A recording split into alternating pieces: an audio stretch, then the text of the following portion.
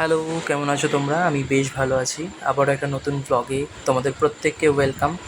প্রত্যেকে শেষ অবধি ভিডিওটা দেখো। এটা আমাদের শান্তিনিকেতনের ব্লগ। তো এবছর দোলে আমরা শান্তিনিকেতন গেছিলাম। তো আমরা সেভাবে রাস্তায় দাঁড়াইনি, কারণ আমাদের অনেকটাই লেট হয়ে গেছিলো। আমাদের বেরোনোর কথা ছিল 5টার সময়, কিন্তু আমরা বেরিয়েছি 6:30টার সময়। তো আমরা এই জন্য আর কোথাও দাঁড়াইনি, ডিরেক্ট একদম কঙ্কালীতলাতে গিয়েই দাঁড়িয়েছিলাম। তো কঙ্কালীতলায় ঢুকে চারপাশটা ঘুরে দেখে সবার আগে মায়ের দর্শন করেছিলাম।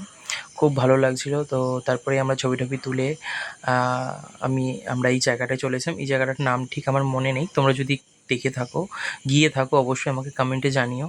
তো তারপরে আমরা সবাই মিলে ফটো টটো তুলে আমরা আবার বেরিয়ে পড়েছিলাম, গেছিলাম বিশ্বভারতী ক্যাম্পাসের উদ্দেশ্যে।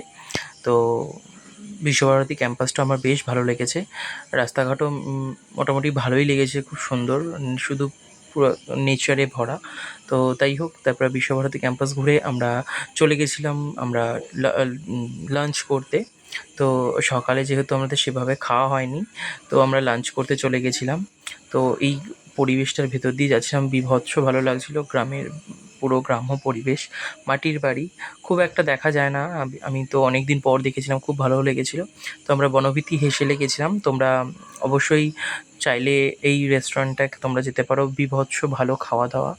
তো খাওয়া দাওয়া নিয়ে কোনো অবজেকশন নেই, তো খুবই ভালো, তোমরা চাইলে অবশ্যই যেতে পারো বনবীথির হেসেল। তো তারপরে আমরা খাওয়া দাওয়া করে সবাই মিলে ঘুরতে ঘুরতে বেরিয়ে গেছিলাম। তো আমরা এবার যাচ্ছিলাম সোনাঝুরির উদ্দেশ্যে। তো সোনাঝুরিটাও আমরা যেখানে গেছিলাম খেতে, ওখান থেকে একটু বেশ দূরে।